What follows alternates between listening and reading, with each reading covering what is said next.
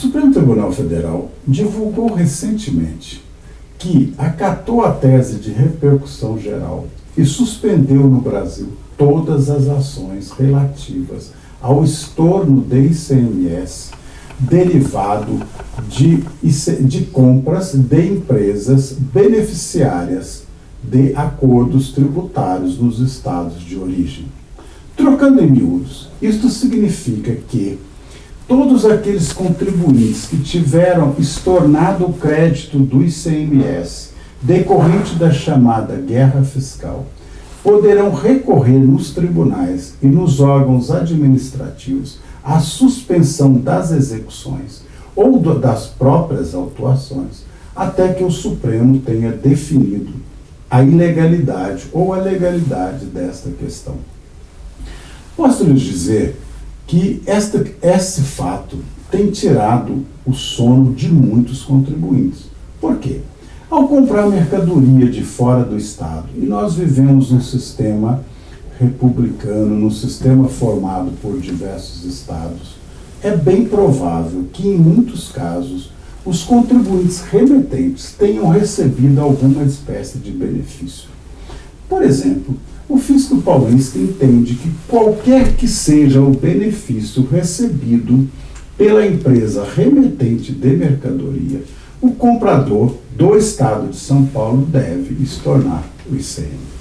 E olha, mesmo com muita luta de todos nós, inclusive da Casa do Contribuinte, os tribunais paulistas, inclusive tribunais de outros estados da federação, têm confirmado o entendimento dos estados destinatários, o que é um grande risco para os compradores.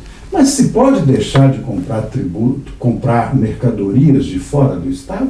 Não, é bem verdade que não pode. Por exemplo, o Estado de São Paulo é produtor de muitos produtos. Mas as empresas deste Estado de São Paulo poderiam deixar de comprar mercadoria de outros estados? Certamente que não.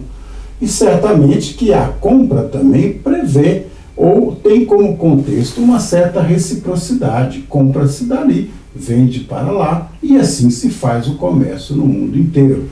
Portanto, o Estado de São Paulo e outros que fazem esse estorno não poderiam pretender ficar completamente isolados e obrigar as empresas a se isolarem do restante da federação.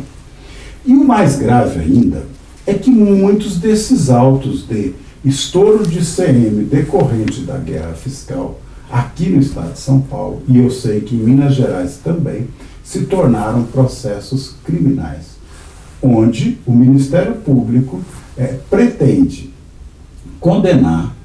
ou já processam os contribuintes que não estornaram o ICMS. E olha, o entendimento do chamado benefício fiscal por parte dos estados que determinam o estorno é muito complexo, porque basta um estado que dê maior prazo para pagamento de ICMS do contribuinte remetente para se entender que isso foi um benefício fiscal, ainda que não tenha havido uma diminuição da base de cálculo.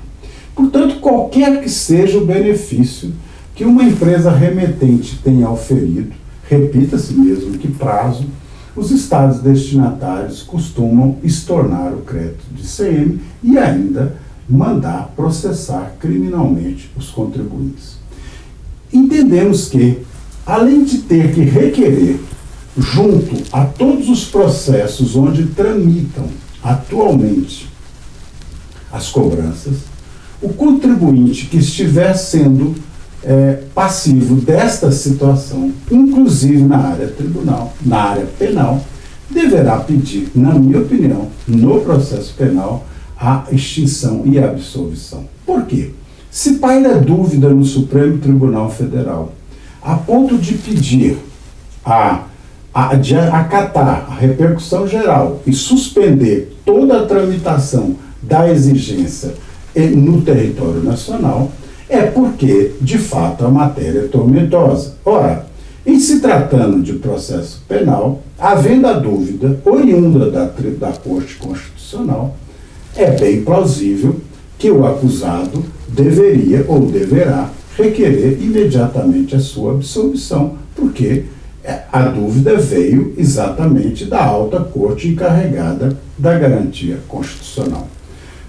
Evidentemente que, se tratando de dívida e de autuações, é bem lógico que isso ocorrerá imediatamente. Espera-se até que as procuradorias venham acatar essa decisão do ministro Fachin, que já havia sido antecipada num voto do ministro Joaquim Barbosa, que, ao aposentar, deixou exatamente a vaga para o ministro paranaense. Portanto, uma importante brecha, uma importante oportunidade que todo contribuinte que esteja sendo vítima da chamada penalização pela guerra fiscal poderá utilizar para aliviar um pouco o momento já tão difícil da carga tributária, da gestão tributária no Brasil.